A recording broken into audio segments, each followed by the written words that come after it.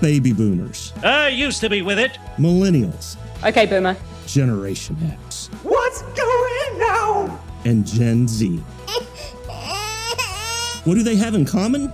Not a lot, it turns out. But one thing they can agree on is that this is the political podcast they want to listen to. Welcome to Not My Generation, the political podcast that looks at political events, news, and happenings across the world and at home through a generational lens. Your hosts are Dr. Emily Stacy and Professor James Davenport, two political scientists from Rose State College. But the views expressed on this program are solely the views of the host and their guests and do not reflect the views of Rose State College, its administration, faculty, or students. Coming up on today's program. So it's interesting, you had the sitting Attorney General of the state of Oklahoma raising money, much of which is coming from the marijuana industry. He raises $80-some thousand and then pays back himself $91,000. It's just an odd, it has happened historically. It's not certainly the first time this has ever happened. But the discussion on pardoning January 6 people in D.C. for the insurrection up there, a lot of them were accused of hitting officers. Right. And what is your political stance on if you think they were unjustly convicted in that respect, but a police officer on the flip side can do that to a civilian? The city council's been punting the issue, and that largely is probably our issue, I would think. I learned more about cockfighting than I ever wanted to know. And now, here are James and Emily. Good morning, Emily. How are we? Doing great. It's the last warm day for a few days, so, I'm going to take advantage of that. And semester starts next week for us at Rose State College, and got one more class I'm going to get ready, so we'll have that done. You're almost there then. I'm almost there. And technically, this is Happy New Year. This is the first episode of the new year for first, us. Yes. And I believe, Peaches, correct me, but I think this is episode number 30 for our collaboration with Possibilities, Inc. Well, why didn't you bring me a present? I should have. I should have thought about that, right? Where's what is owed? No, well, wonderful. That is good. So, good to know. We have thoroughly enjoyed getting to be part of the Possibilities Inc. Indeed. Program, and they are great partners and do a great job on the production side of this. So, Indeed. Yeah. We've got two homies from the media to do the legislative preview. So we're going to split these episodes. So with this episode, we've got Paul Monies and our two, again, homies, and Trey Savage. So we will dissect. Bill filing deadline was last night, January 16th. And so we got a record number of bills that we'll talk about momentarily. But first, I need to, because you're both in this room, and actually all three of you are in this room, and you know how long I have been on this conspiracy theory, prognostication, premonition, whatever you want to call it, about Gittner Drummond. It finally came to fruition this week. So I need to feel the rightness of myself. What's the prognostication that he I was going to run? I've been asking for 3 years. I thought it was about... Never mind. It was like the least well-kept secret, I think, at the Capitol that he was going to announce at some point pretty soon. And he did, obviously, up in Osage County with a burger festival he had. Burger Bonanza. Yeah. So he was up there. I did not make the trek myself, but obviously there was quite a few media in attendance up there for that. So he had a nice little rollout, it looks like, for that campaign. Yeah, I'm interested. So pretty much there was one other challenger so far, woman from Lisa Haynes. Yeah, that's right. Yes. And I think she might have filed last summer. She was really early. Yeah. Her claim to fame is that she wrote Richard Nixon a letter when she was a child, and she invited him to have dinner at her house, and he did not. And she later discovered that he was busy with Watergate. And that's her. That's the amazing. Yeah. That's amazing. I love that you know these things. That's great. So do we think who else do we think will jump in the primary? Can we collectively agree that this will be decided in the primary Republican? For the most part, yeah. Well, runoff for sure. I mean, there's gonna runoff, be a lot, fair enough. There's going to be a lot of candidates, I think, there will be a runoff, I'm sure, because there won't be just 2 candidates in the primary. I don't think. If I'd be very surprised if there was. But somebody might run as an independent. Be stacked. Yeah. I'm curious on the Democratic side if Anybody will agree. Democrats have gotten about the same amount of the vote for 20 years. The difference was that Gary Richardson got 14% of the vote in 2002. Is that right? 2002, yes. Yeah. And so, if there were something similar to occur, and you had sort of a Ryan Walters and a moderate conservative and then a strong Democratic candidate. See, that's your problem. A strong. Identify for me a strong Democratic candidate at this point. Monroe Nichols? I don't know. But that was my guess the other day. But he is obviously pretty focused right now on Tulsa for the next couple of years. But so you'd have to announce right away, apparently, for a campaign statewide. But, for the Democrats, they don't really need that lead time, I don't think, because their primary is fairly usually. Democrats' problem last time around was they didn't have any coattails. There was no, they didn't even field a candidate for attorney general, right?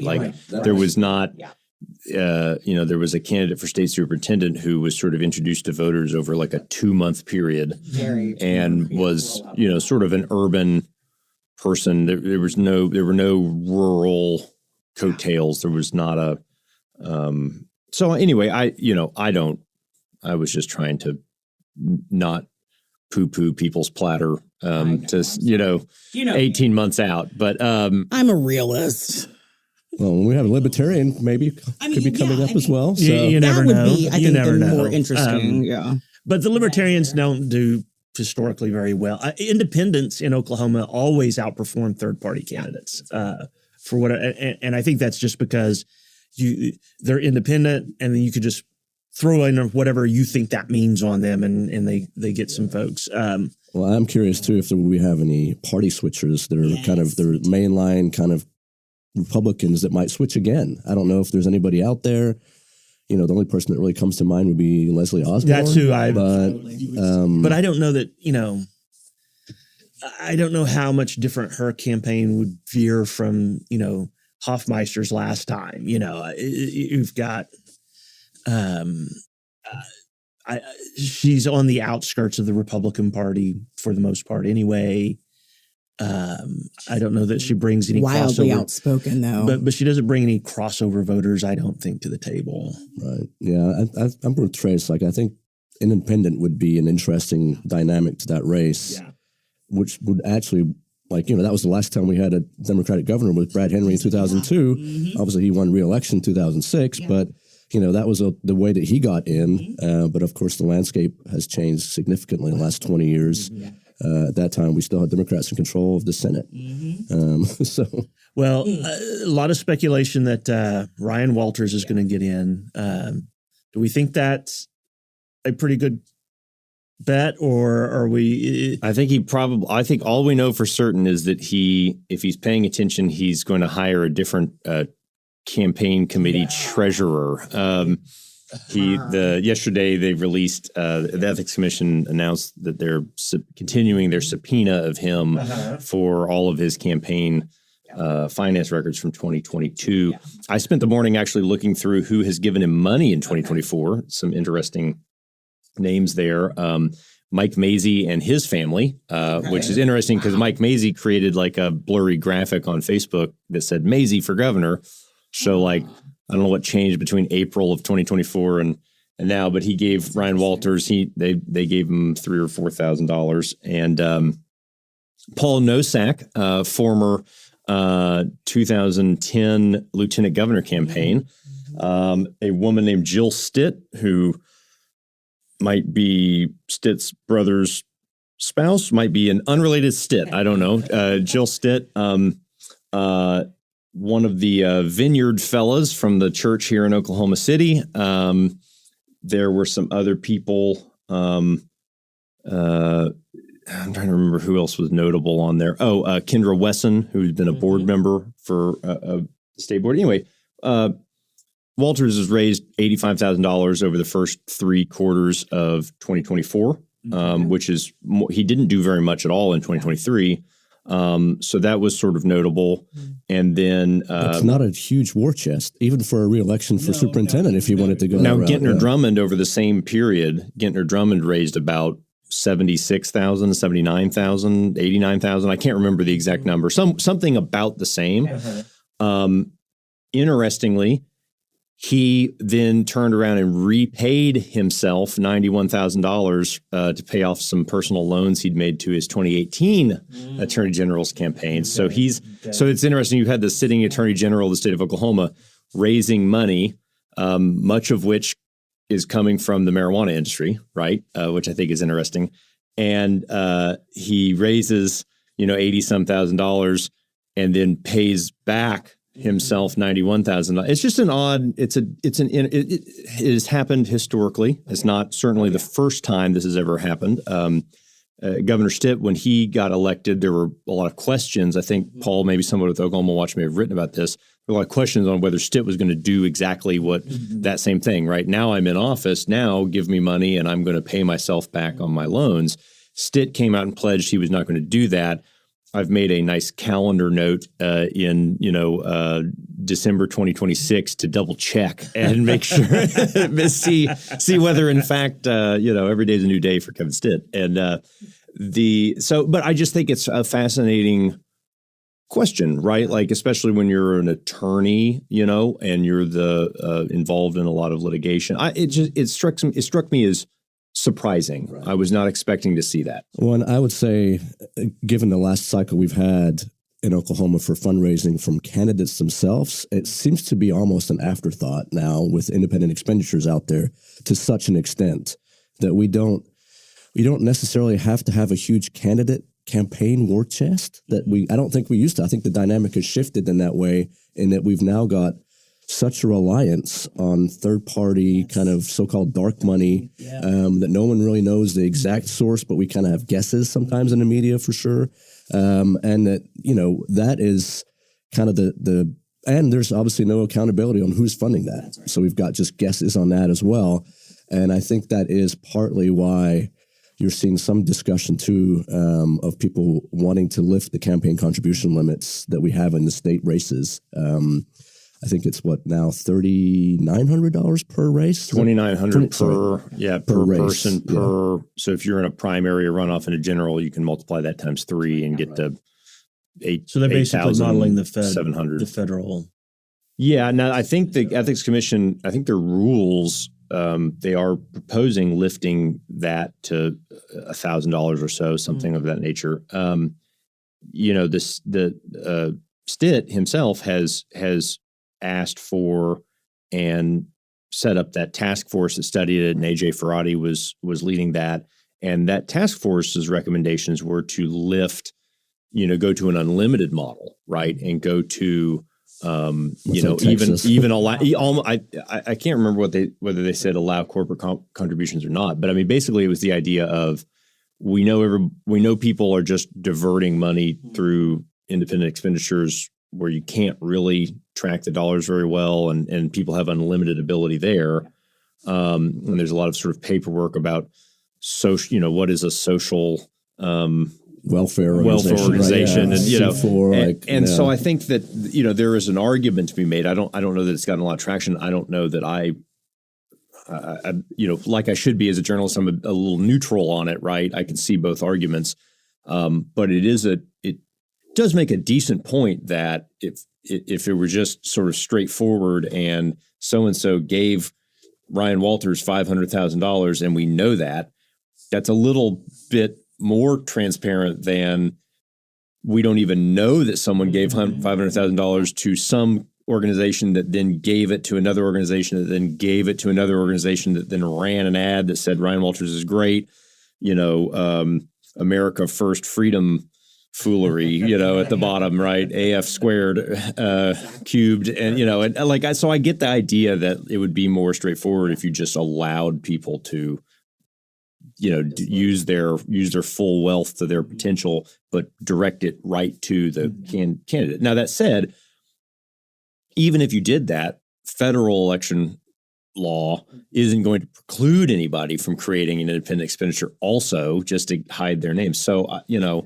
I don't know. But I guess the argument would be, James, why are you maxed at $2,900 when if I put $2.9 million through a shrouded independent expenditure, I'm even if you wanted to do more, you couldn't. Right. So why are we enabling me to have 100-fold, power compared to what you want to put in as an individual citizen whose name would be listed somewhere? I'm much more in favor of an unlimited individual contribution with total transparency, right? You give, you report, it has to be clear. I'm a little more cautious on corporate or union kind of, now if they wanted to make a rule where, there had to be a shareholder vote, for corporate donations or a union vote for union donations, maybe, but I kind of like the more restrictions on those. But for individuals, I think that you're right. You're just driving people to find ways to hide how much they're actually giving to this process and who they're giving it to. Yeah, and I'm trying to refresh my own memory on the tribes are kind of treated almost like a corporate contribution. They're not a PAC. So they're not a PAC. Yeah, you will find them under the individual contribution categories when you're going through the reports, which I always found is odd. And I'm not sure what the history, I need to go back and find out what the history on that, how that got set up. But they're categorized as individual contributions. Yeah, I think it's if I remember, I want to say it's a court ruling from the 80s that, essentially says that the tribe as an entity is, has a little bit of a different political classification and ability to give, and like it's guaranteed under federal law. But municipalities can't donate money. Right, the tribes are different, right? But I think that the whole. Well, you have a governing entity. Obviously, you have a governing nation, right? A governing entity. It is contributing to, and they are capped on individual campaigns. So like the Cherokee Nation gave last year to Gentner Drummond $2,900 for whatever quarter that was, but historically, tribes, Chickasaw Nation being the largest, Cherokee Nation probably second largest, Choctaw Nation give $50,000, $100,000, $150,000 a year to leadership PACs for the caucuses at the Capitol, and so. And again, it depends by year and it varies, and which is not to say that oil and gas interests don't do that stuff too, and other large. The other thing that is always fun to watch is after there's a new governor, they create like a committee, like a nonprofit committee to do the inauguration, to do the inaugural ball, and everybody raises tens of thousands. There's unlimited. Yeah, you can drop $50,000 in there as a person or an entity or whatever. Yeah, and it goes to celebrate whatever charity that they designate. Yeah, and so anyway, it's the follow the money is. There's so much damn money in politics. It's almost even hard sometimes. But anyway, there's other things. Paul and I had a fun experience yesterday. Did you know? Yeah, we ran into each other at the District Attorney's Council. So yeah, okay. And we were sitting behind a. Did you end up doing a story on that also? Not yet. I'm kind of pulling strings on some parts of that, but there was an interesting discussion. There was I've got a story on NonDoc about it.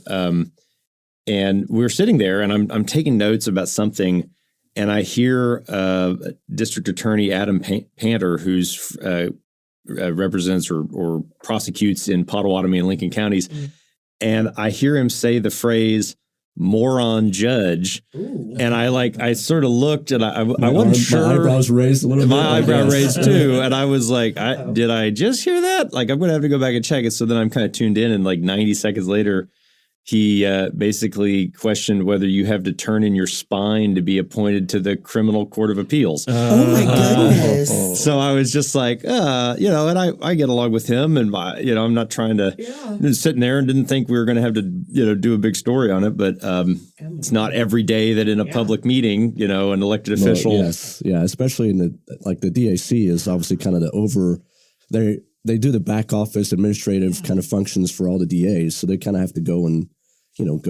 ask them for money to run their offices and that kind of stuff. So it's an interesting discussion because I think shortly after that, and you probably haven't read your story, I apologize, but Brian Hermanson kind of pulled him back a little bit and said, well, that's he said, I got to disagree with one thing you said there, Adam, is the Court of Criminal Appeals treats us very fairly. And then Pander said, you're right, that was inappropriate.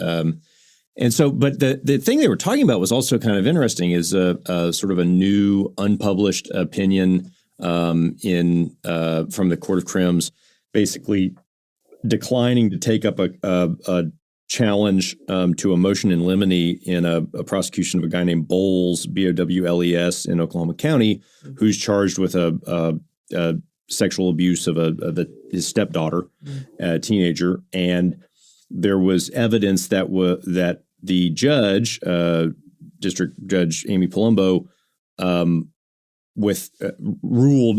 granted the motion in limine, saying that this would be unduly prejudicial as opposed to probative. The information and the DA's office, District Attorney Bahena, said obviously we disagree, and they wanted to try to appeal that.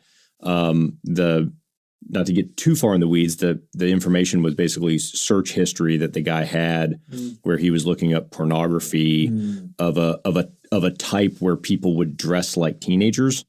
So on his phone, right? Or web browser, or and the idea that does that show that he has an interest in that, and the judge ruled that would be unduly prejudicial. Yeah. Bahena tried to appeal. The Court of Crims said, we're not taking this because motions in limine, which are sort of motions at the start of trial, are advisory in nature. And so the argument that the DAs were having, and many of them called it ridiculous. I mean, across the board, they called it ridiculous. Panther obviously had his discussion, but they kind of agreed with him generally. This was not a thing that they had expected to happen. Well, right. And the argument would be, do criminal defense attorneys look at this and go, okay, we're not going to pursue typical motions to disqualify evidence, motion to. This is all pretrial stuff. Right. Yeah. Well, all of it's pretrial, but typically you would have an evidentiary hearing on a piece of evidence, and the judge would rule. And if they ruled against you, that was an appealable, motion. A motion in limine is sort of saying pardon me if I'm butchering this, but basically saying, yeah, we're just not going to do that. And then the Court of Crims said no. Then the district attorney would have to object, raise the objection at trial, preserve the objection through trial, wait till after the trial, and then appeal. But the problem is, my understanding is that jeopardy still applies, right?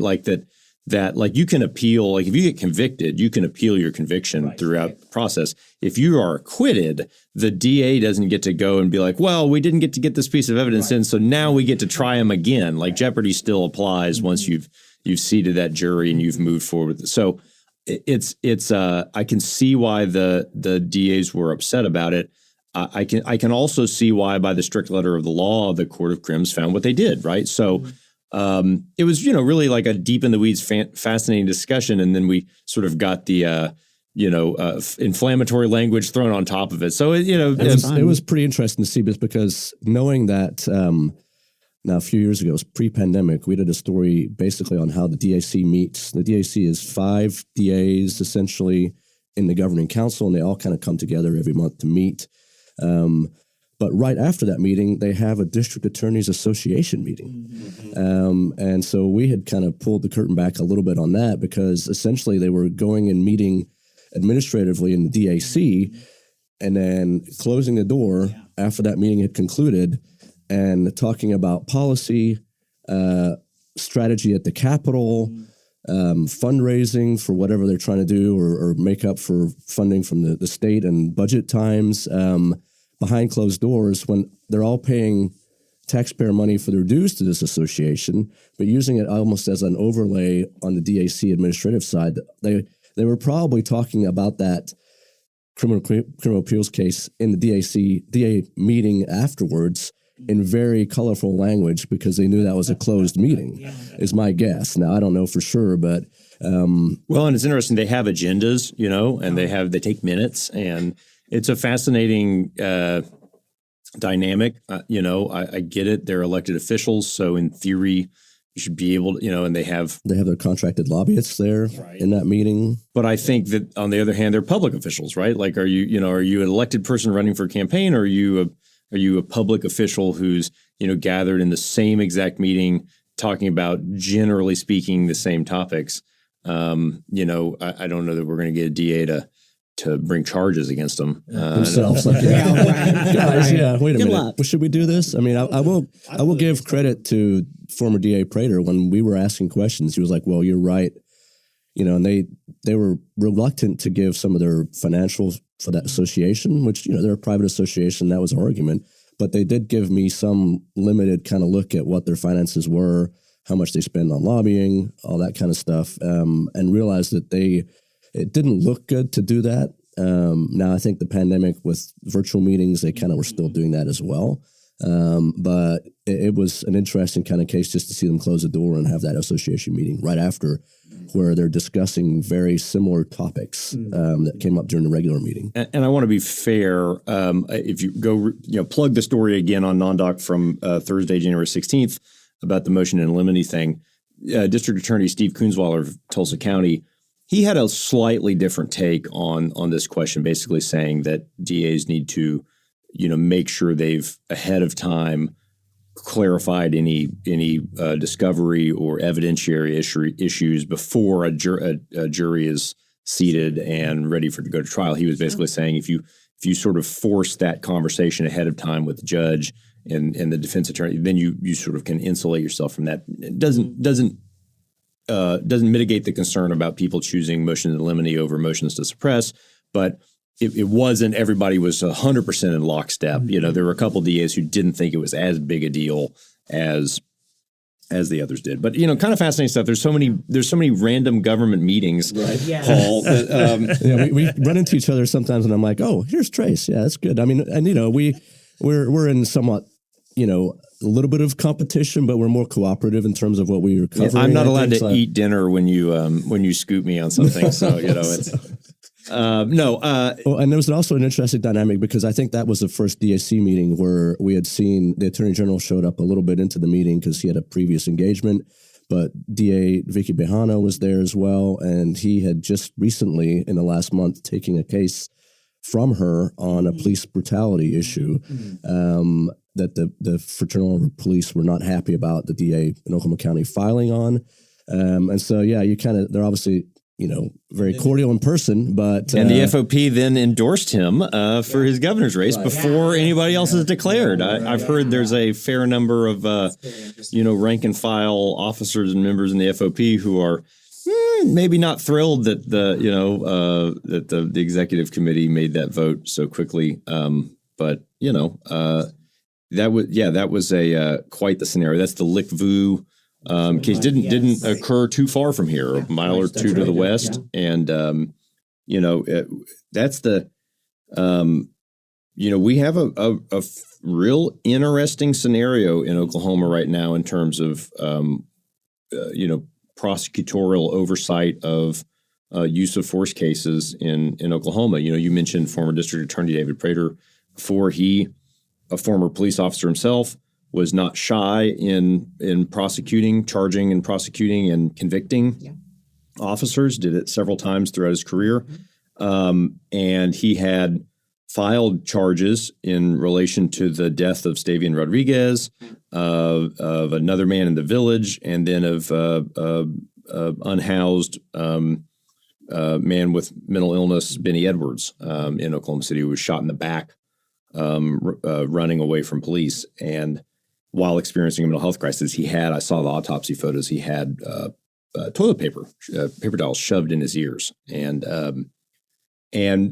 those cases were pending when Ms. Behena was elected to succeed Mr. Prater.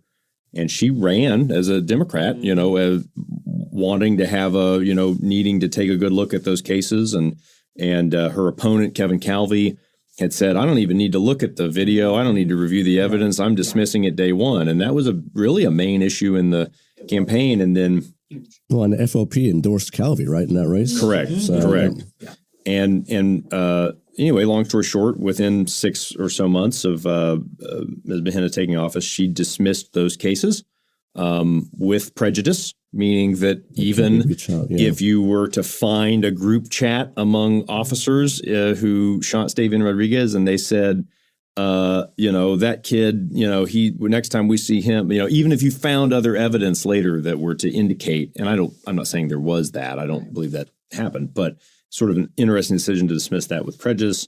We're actually in litigation over those reports. So she hired a consultant in California, would not release the contract that the consultant was paid to review the reports, and then quoted the reports in the press release, announcing the decision to dismiss, and which we argue is a waiver of whatever privilege might have applied to the reports themselves. So, trying to figure out how to resolve that. Well, just she's taking deaths into a grand jury, right? So from a policy standpoint, so moving forward, so all those 3 cases were dismissed, and which still have lingering questions about how that was handled with Mr. Chapman in California, and she said moving forward, all police use of force cases will be taken to a grand jury. Now, if you watch the wonderful 90s television drama Law and Order, and you think grand jury, don't you have to take everything to a grand jury? Oklahoma has different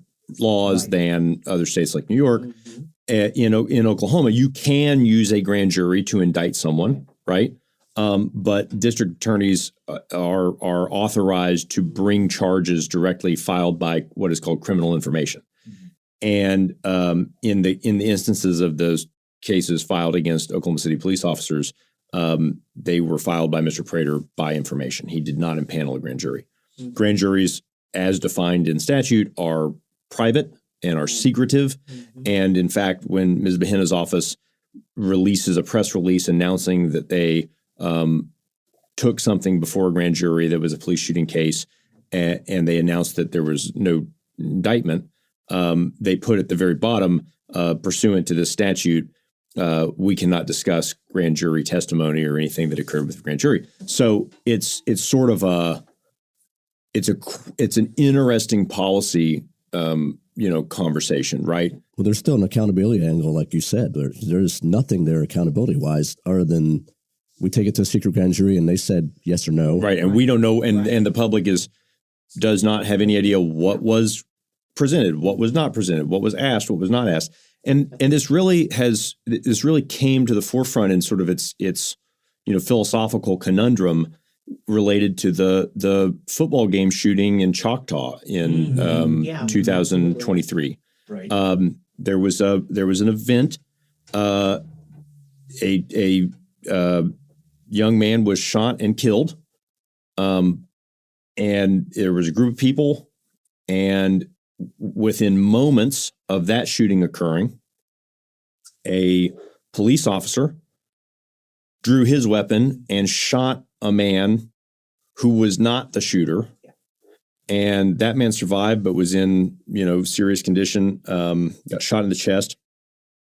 And it was interesting because the DA's office, while investigating this, these shootings happened within a minute of another, right? In the same scene, same scenario.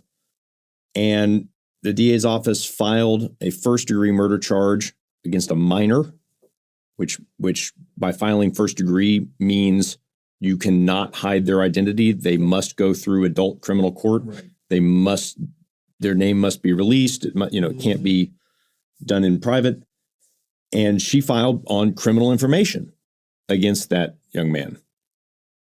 Simultaneously, she took the police shooting that occurred within the same moment to the grand jury. Yep. And the grand jury reviewed whatever occurred there and culpability the officer may or may not have had. And then she announced that the grand jury chose not to indict that. So it's like, well, what gives you the ability to charge this kid? But I couldn't possibly make the decision on whether this officer had culpability. Right. And then ultimately sort of the unfortunate, cherry on top of this pile was that they came back later and they dismissed the charge against the 15-year-old kid, right, whose name was already out there. Yeah, completely. And they dismissed it because, as the defense attorneys for the kid said, that like there was one witness who accused him, and there was a bunch of other witnesses who kept talking about a guy. I think it was in a red bandana or red hoodie or something. Right. Don't look it up. Don't take my word for it off the top of my head. But there were a bunch of other officers. The other thing that the attorneys told me is that if you looked at the police reports on that, the number of guns that were found, like when they were interviewing people, they found like a dozen other firearms of just people walking around at a high school football game. Right? Yeah, absolutely. Yeah. And so anyway, I don't know how we got down that rabbit hole, but I do think that, and I know that at some point I think we can have this conversation I hope we have it with a lot of district attorneys, right? Like the question is, at what point is force?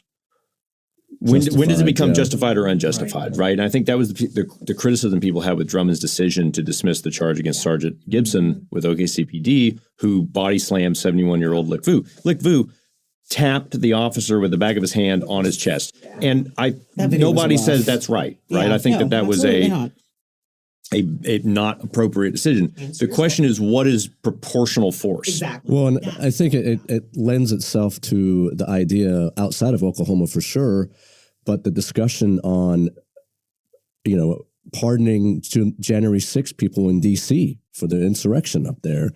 And a lot of them were accused of hitting officers by whatever means. Mm-hmm. And what is your political stance on if you think they were unjustly convicted in that respect, but a police officer on the flip side,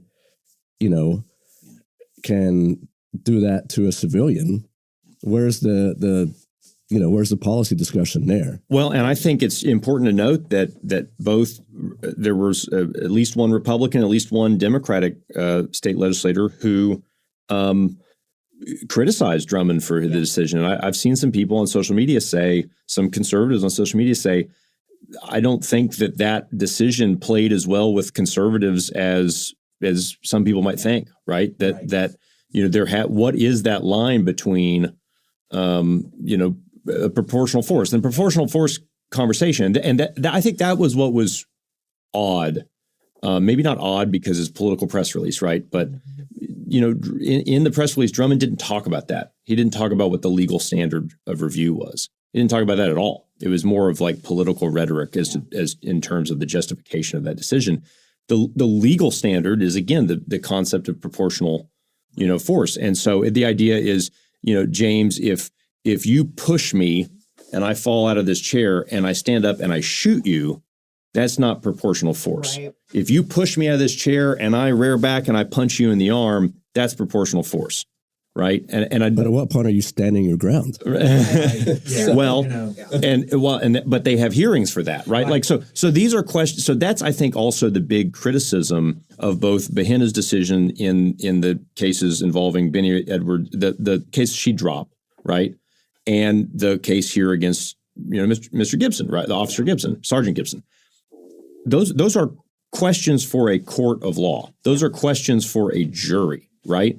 And we have this sort of, the path of less resistance is we don't have to go to court, right? We don't have to actually we don't have to present evidence. We don't have to have hearings. We don't have to have motions in limine about whether evidence gets to come in or not. And you've over the top of that too, you've got the political instance of a statewide elected attorney general overruling a locally elected DA on a local law enforcement issue. And just to be clear, I think people forget that's the second time that Ginter Drummond has done that. He took the criminal case away from Oklahoma County's DA office regarding former state representative Terry O'Donnell and his wife Teresa, who who were charged with, being accused of a conspiracy by which to change the law to enable Ms. O'Donnell to inherit a tag agency, essentially. And people forget that the same bill increased the fees the tag agents could charge, right? So that was a massive case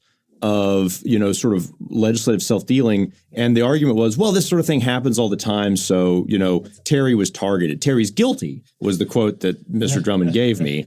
Terry's guilty, but he was targeted. And I think it's just a fascinating dynamic of like, well, I'm the law and order guy, but like let's examine what has occurred. Yeah. There's actually a really interesting Supreme Court case on the docket this session, Barnes v. Felix, on excessive force and the use of the moment of threat doctrine. And so while as you guys were having this conversation, I'm teaching a politics of law class at Oklahoma City University.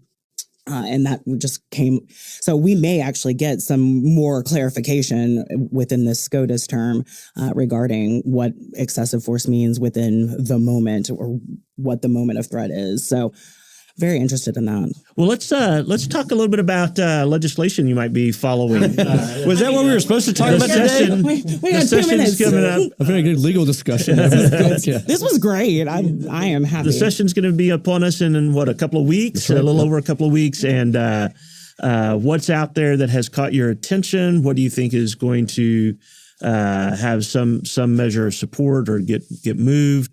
What's the governor wanting to accomplish? So what are we looking at? How's leadership and how did that all? Obviously, we've got brand new leadership on both chambers in the Senate and the House. So they are, have both been there several terms themselves, so know how that works. But it'll be interesting to see the dynamic. At this time, everyone is friends right now, but that is fairly common at the beginning of a session. As we get to April, May time, when the deadlines come on the budget, and obviously we've gone past at that point several legislative deadlines, you kind of see things start to kind of get into a little more clarity at that point. But we'll be watching that. There's a new committee structure in the House that House Speaker Kyle Hilbert has put in there, where there's essentially kind of an overlay with several subcommittees, and so we'll kind of be looking at that on how the bills are vetted. His rationale for that is to give it some extra time on the committee side, which, we've all been out there and watched committees and, they have a 2-minute discussion and do pass and it goes on to the floor. And, at that point you decide on the floor leader if they're going to bring it to a vote. The thing, Paul, not to cut you off too much, but I think just a little cut off. I think the really interesting thing to watch about that House committee structure is whether the decisions of subcommittee chairpersons are going to be binding, right? Because this structure works if the big criticism is chairpersons don't do what they're supposed to do. They need to stop bad bills, right? That's why you're chairman of judiciary, is because something that's going to totally screw up the judiciary doesn't need to go forward, right?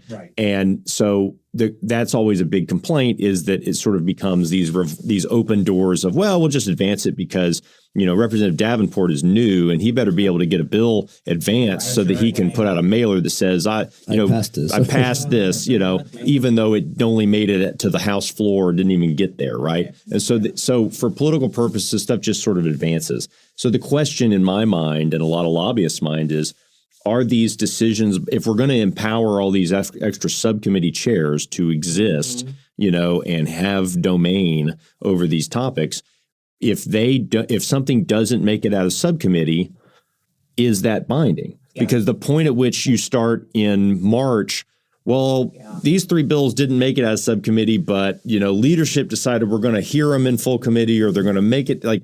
We've seen that. At that point, you do that, then you've undermined the entirety of why we have the subcommittees and it becomes another thing of like, it's just theater, and actually all the decisions get made 3 weeks from now. Absolutely. Right. Well, in the Senate too, they don't have to do that. Obviously, they've got their own structure. And so at that point, do you have people coming to the Senate and saying, it's an easier road that way, so we'll just pull this House version of the bill and just go to the Senate side. But we'll see after deadline. I'm guessing they're going to take Senate bills through that same committee process. I'm not real sure on how that will work at this point, but they just need to adjourn early and not do anything. Is that right? Is it over already, Trace? Yeah, I don't know. Are you done? So one bill that I have seen got some attention was from the new Senator Standrich on preventing municipalities with less than 300,000 people offering services to homeless, whether that's housing or whatever, right?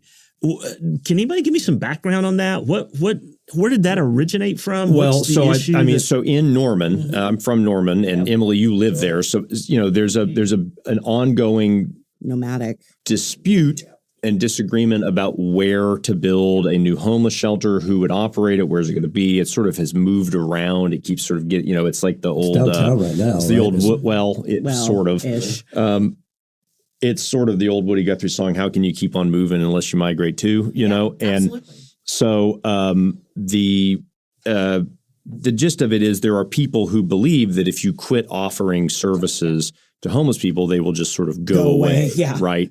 There's a bill from Del Curbs, a state rep from Shawnee, that says that would specifically allow cities to use general fund revenues for one-way bus tickets out of town.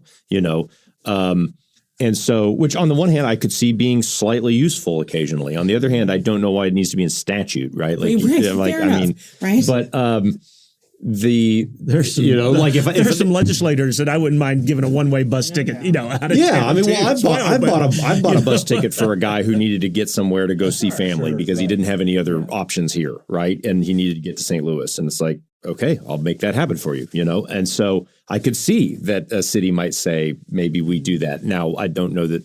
I think what we think of there is busing migrants to New York City. Yeah, and all that. what DeSantis but anyway, but the point is, go to the city from Shawnee or whatever. Right. So anyway, the whole thing, there's just this sort of philosophical belief that if you don't have services, nobody will be homeless. If you don't build it, they won't come. And they'll go places where instead that they do build services. But I want to talk about this bill. We're going to probably do some reporting on it, or you discuss it in sort of other reporting about housing and homelessness issues. But just as a big cautionary tale, there was and I'll use some student journalists as an example, because their job is to learn. Their job is to make mistakes and learn. There's a headline that said Oklahoma Senate to consider bill on this. And I was thinking to myself, oh, you're predicting the future now, right? Because there's no guarantee that that's going to get considered. Right. And, if you know sort of the dynamics of who's in charge where, the new Senate floor leader, Senator Julie Daniels from Bartlesville, last year was running a bill to create a sales tax exemption when entities and cities less than 300,000 were purchasing property and things to support homeless services. So she was trying to expand the ability of private, Salvation Army and charitable groups, church groups to do more homeless services. So just the idea that, a new senator files a bill and everybody freaks out about it. Let's find me in March, right. Find me in April, find me in May, right? That's always my complaint, because I see, and you guys don't do this nearly as much as I see, like television news reporters who are like, what's the most outrageous bill we can file? And and it's like, that's never going to go anywhere. Right. But I was just curious about what was motivating that, because that seemed like really specific. And what is the issue that's going on? It's a Norman issue. Her side of Norman is there's a pretty large nomadic unhoused population on that side. But it seems like the state, somebody's saying, well, the state should get involved in regulating how local governments handle their local problems. Right. Well, my libertarian hackles just get up, and I'm like, hey, why don't you let Norman deal with Norman's problems? Well, the city council has been punting the issue, I think and that largely is probably our issue, I would think, is the city council just continues to kind of. And you have a mayoral race coming up, right? So, let me plug our debate at Gaylord Hall on Thursday, 5:45 p.m. Thursday, January 30th. Gaylord Hall, 395 West Lindsay Street in Norman. Norman mayoral debate. Myself, Haley Wager with News 9. Probably going to have a student from OU Daily ask some questions as well. And that debate should be on News 9 nonline.com and on our Facebook page at NonDoc.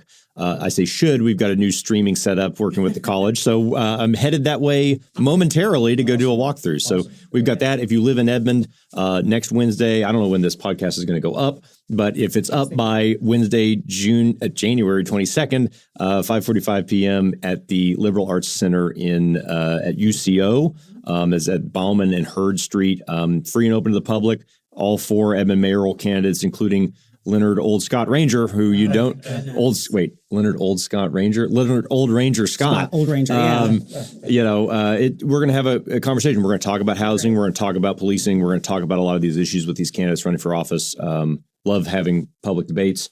Hope to see you. Yes. Well, and James, you asked about some of them. I mean, nobody can guess the motivations of a lawmaker when they file the bills because it's really early unless you talk to them discreetly about it. But sometimes they file a bill for a constituent that just wants that issue, and they know realistically that it's not going to go anywhere, but at least it's out there, and they've talked to constituents like, well, I tried, and it's almost like the old reporter trick with your editor, like, I talked to my editor, and they wouldn't let it go anywhere. So it's the same thing with like, well, I talked to the committee chair, and they wouldn't let it go through, sorry, but at least I tried. So there's some of that going, that's not all of them, obviously, but there is probably a distinct minority that gets to that point where like, hey, could you file this bill? And sure, or whatever. And she does have a legacy name, though, so she's got probably a better chance of getting something passed in her first year. A legacy name of people that didn't like her husband in the Senate. Well, we won't talk about that. True, right, fair. Hopefully, that won't be. I mean, I get along well. I try to leverage my white privilege into all sorts of things, but I just.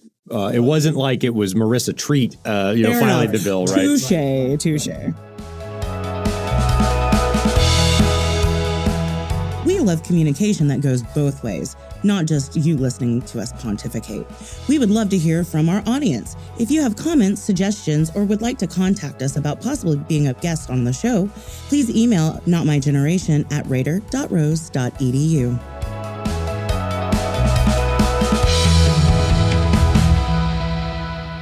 I did notice there were several bills that are being authored by various folks on the income tax and getting rid of the income tax. And I'm gonna interrupt you, James. I think you're skipping right past the biggest issue of the session, which is Representative Humphrey's efforts to legalize cockfighting between a rooster and a robot. Oh my goodness! What? Okay, I missed this. Yeah, I didn't know that was a thing until I read that bill, but that's what? And we're back to the old Frank Sheridan of like putting razor blades on like. Oh yeah, that's birds. illegal. Also, you know what you're not allowed to do in a cockfight?